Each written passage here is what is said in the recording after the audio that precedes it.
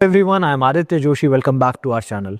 अब नीट के लिए सिर्फ 2 महीने बचे हैं और इस 2 महीने के क्रूशियल समय में मुझे पता है आप सब लोग बहुत घबरा रहे होंगे कि भैया क्या करना है, क्या नहीं करना है, क्या स्ट्रैटेजी यूज़ करनी है, क्या बुक्स यूज़ करनी है, क्योंकि सारा टाइम निकल चुका है। और ये 2 महीने की जो सिचुएशन है ना, ये पैनिक क्रिएट करती है, क्योंकि अब डू और डाई वाली सिचुएशन है। अगर सिलेक्शन होना है तो इस 2 महीने के अंदर होना है, और अगर नहीं किया 2 महीने के अंदर काम तो दिक्कत बहुत ज़्यादा आ सकती है।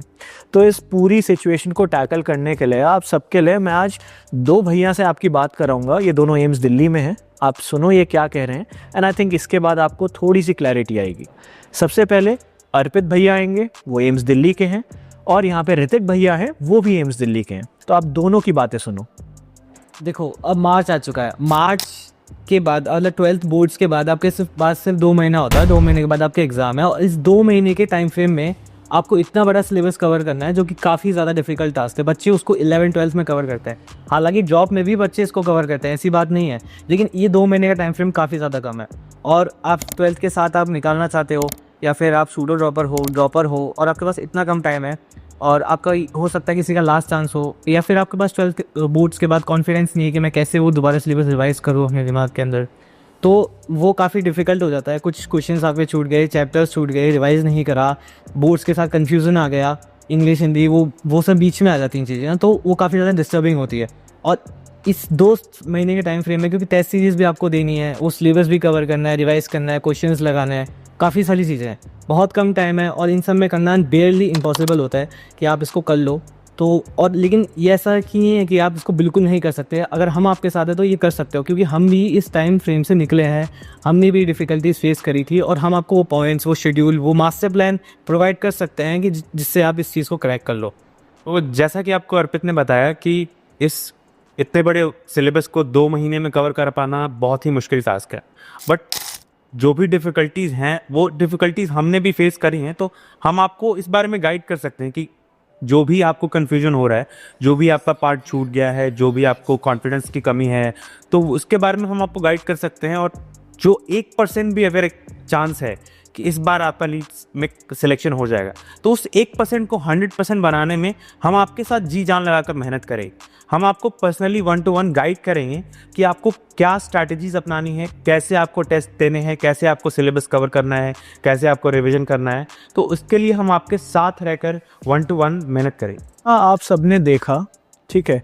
यहाँ पे आपने अर्पित भैया की, ऋतिक भैया की, दोनों की बातें सुनी।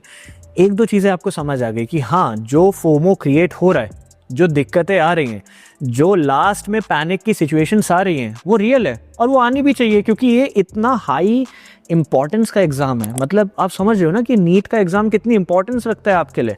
आपने पूरे साल भर में जो चीज़ें सही, जो सैक्रिफाइसेस झेली, जो भी आपका पूरा सिचुएशन रही, वो तभी जस्टिफाई हो पाएगी अगर आप एक अच्छे गवर्नमेंट मेडिकल कॉलेज जा पाते हो।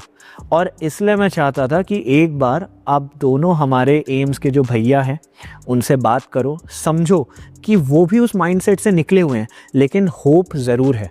जैसा ऋतिक भैया ने बोला कि अगर 1% चांस भी है तो वो चांस क्यों नहीं लेना है। वो 1% चांस को 100% ले जाने की जो मेहनत है उसको 50% हम करेंगे, 50% आप करना, क्योंकि दोनों जब मिलके काम करेंगे तो सिलेक्शन डेफिनेटली होगा।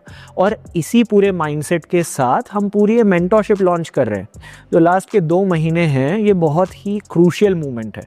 यहाँ पे या तो आप ख़त्म हो जाओगे, या फिर आप पूरी प्रिपरेशन करोगे, जो चीज़ साल भर में नहीं हो पाई वो लास्ट में करोगे और अपनी पूरी जर्नी को जस्टिफाई कर पाओगे।